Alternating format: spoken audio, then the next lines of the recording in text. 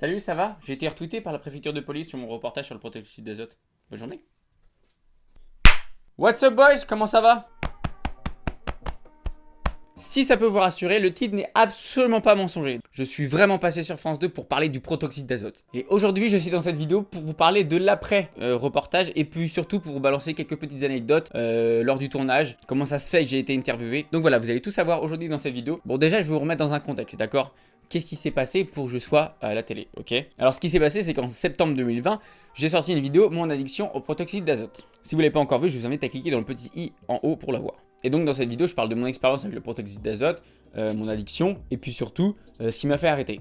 Et on va dire 1 à 2 heures après la publication de la vidéo, j'ai été contacté par une journaliste de France 2 et de France 3 qui était en train de réaliser un reportage sur le protoxyde d'azote. Elle m'a contacté sur Twitter et au début, elle me posait juste des questions sur le protoxyde d'azote et elle voulait avoir un peu plus de précision par rapport à certains points que j'évoquais dans la vidéo.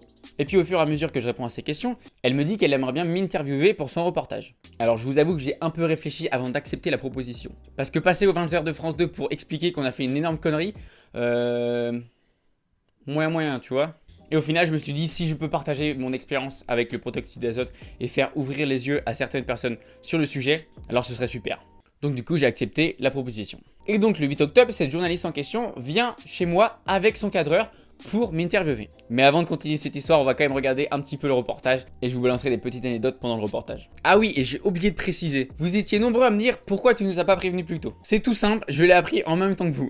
Ce qui s'est passé, c'est que le 9 décembre au matin, la journaliste m'envoie le reportage passe ce soir aux 20h. Donc moi j'étais tout content parce que j'attendais ça depuis 2 mois. Et au final, 2-3 heures après, elle m'envoie au final non, ça passe pas ce soir. Donc, dépité, et heureusement que j'avais prévenu personne à ce stade de la journée. Et au final, elle me renvoie un message 2 heures après pour me dire au final c'est bon, c'est confirmé, on passe ce soir aux 20h. Et immédiatement que j'ai su ça, j'ai fait une story. Mais dans cette story, c'était clairement pas marqué je passe aux 20h de France 2. Parce que je voulais quand même que vous gardiez un peu la surprise. Donc voilà, vous savez que en fait j'ai appris quasiment en même temps que vous. Ne m'en voulez pas, mais vous inquiétez pas, vous allez vous rattraper en regardant le reportage tout de suite. Alors au tout début j'ai flippé parce que quand ils ont annoncé dans le 20h, dans les grands titres, ils ont pas parlé du protoxyde d'azote. Donc je me suis dit merde, ça passe pas encore ce soir. Et au final, vers la 27e minute, qui fait son apparition? C'est moi.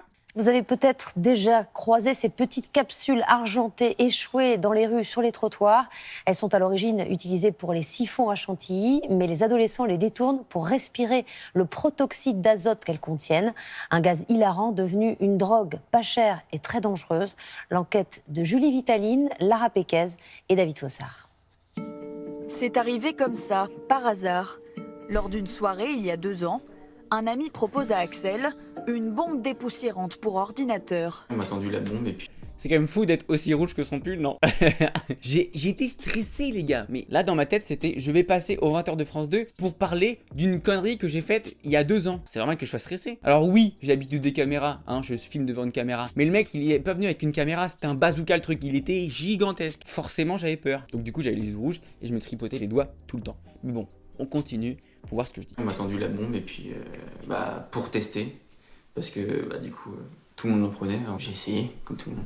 On met sa bouche sur l'embout et après on appuie jusqu'à temps qu'on veut. Au début du coup ça change la voix et vous avez vu, ils ont marqué Axel 20 ans, ancien consommateur de protoxyde d'azote. C'est pas mon métier, ancien consommateur de protoxyde d'azote. Alors oui certes ça m'insère du coup dans le reportage, mais c'est pas mon métier. En plus elle m'a demandé 3 fois mon métier donc écoutez hein, tant pis. Et ça fait rigoler tout seul pour rien.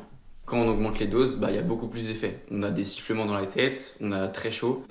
L'aérosol contient du protoxyde d'azote, un gaz hilarant devenu très populaire en quelques années. Axel y devient accro. Allez, un gros point sur mes yeux et sur mes gros sourcils. Tant pis. Hein.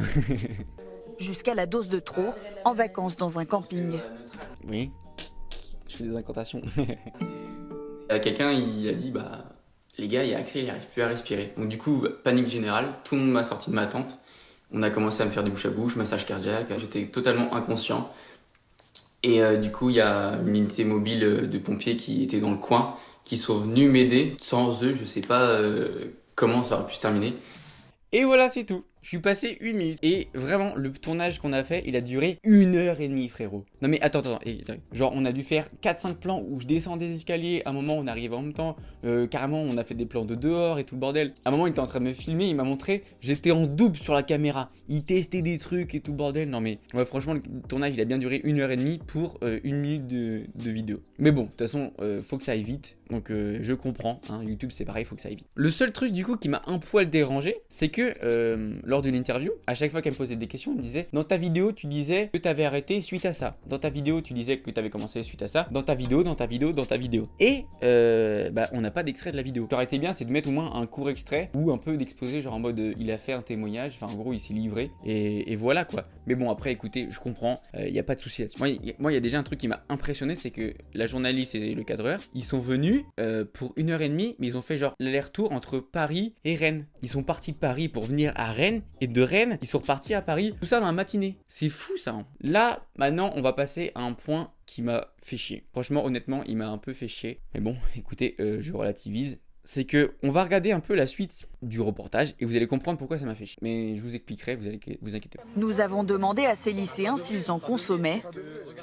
Ouais, souvent, ça me fait du bien. Et quand il y a des anniversaires, des fêtes. Une bonbonne de sang. Ouais, une bonbonne. Surtout les gens en soirée et tout, ils aiment bien, s'ils fument pas de joint, ils boivent pas d'alcool, ils prennent des ballons.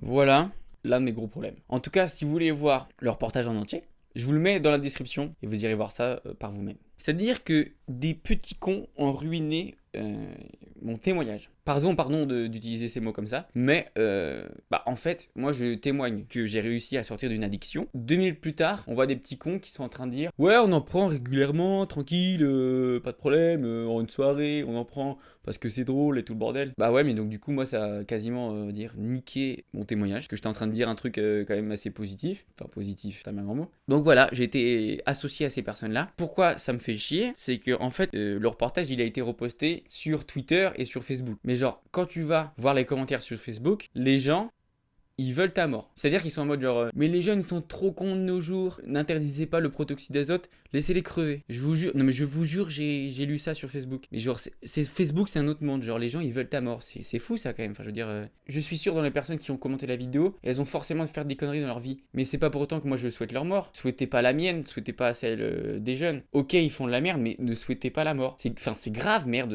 Voilà, c'est le seul bémol qu'il y a là-dessus, c'est que j'étais associé à des jeunes du coup qui n'ont aucune prise de conscience là-dessus. Moi je sais très bien que c'est une grosse erreur que j'ai fait. Eux ils s'en battent les couilles, ils en ont rien à foutre. C'est ça le problème. J'ai été à moitié associé à ces personnes-là. Mais bon, écoutez, moi j'y peux rien là-dessus. J'ai voulu faire part de mon témoignage. Si vous voulez vraiment voir mon témoignage en entier, je vous invite encore à regarder ma vidéo, je vous la mets dans la fiche en haut, ok? Donc voilà, c'était l'un des bémols que je dirais là-dessus. Et donc du coup, vous savez le pull là que j'avais, le pull orange, c'est un narcissique. Ça vient de la marque de Prime. Et suite à cela, ça a fait pas mal parler. Pas forcément bien, mais pas forcément mal non plus. Ce qui s'est passé, c'est qu'il y a quelqu'un qui a dit oh, Prime Time Shoot, ça porte du Narcissic Store, même au JT de 20h sur France 2. Et là, Prime, il a vu ça, il a fait l'indinguerie, narcissicstore.com. Quel héros, faut le retrouver. Faut le retrouver. Je suis là.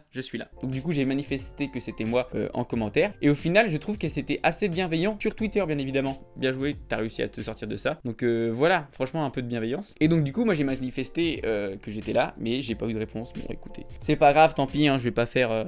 coucou. Alors du coup aussi, ce qui s'est passé, c'est que du coup, je vais vous montrer quand même le tweet de la préfecture de police. Voilà ce que dit la préfecture de police. Le saviez-vous, le protoxyde d'azote, autrement appelé proto ou même gaz hilarant, n'est pas en fait si drôle que ça. Parce que moi j'ai dit que ça faisait rire. Son usage détourné par inhalation présente de nombreux risques. Mais oui, on le dit dans la vidéo, on le dit. Donc voilà, la vidéo sur Twitter a fait 5500 vues. Et la vidéo sur Facebook a fait 340 676 vues à l'heure actuelle. Et ma vidéo à moi d'ailleurs, qu'il faut d'ailleurs que je vous en parle, puisque ma vidéo à moi, 1800 vues, 107 j'aime, 5 j'aime pas, et dans les commentaires, il n'y a que de la bienveillance. C'est-à-dire que les gens, ils me soutiennent, il n'y a rien de méchant là-dessus, contrairement à Facebook, comme je vous ai dit. Donc voilà, donc vraiment que de la bienveillance sur ma vidéo à moi. N'allez pas voir les commentaires Facebook. Donc voilà, je pense que je vous ai à peu près tout dit sur l'après-reportage et l'après de ma vidéo. Si vous avez des questions par rapport à ça, n'hésitez pas à me les poser en commentaire, j'y répondrai sans souci, il n'y a pas de problème là-dessus. Avant de terminer, je tiens encore une fois à repréciser, ne touchez pas au protoxyde d'azote, d'accord? Suite à ma vidéo, j'ai croisé 3 personnes qui ont arrêté le protoxyde d'azote grâce à ma vidéo. Donc voilà, pour moi, ma mission était totalement remplie suite à cela. J'étais très content là-dessus. Pour aujourd'hui, on se laisse là-dessus. Tu peux lâcher un j'aime, un commentaire, t'abonner évidemment, puis ajouter la cloche. Pourquoi faire ça? Parce que ça ne mange pas de pain. Bisous, et puis à dimanche, parce qu'il y a une vidéo qui sort et je suis pas tout seul. Vous verrez bien. Joyeux Noël, à bientôt.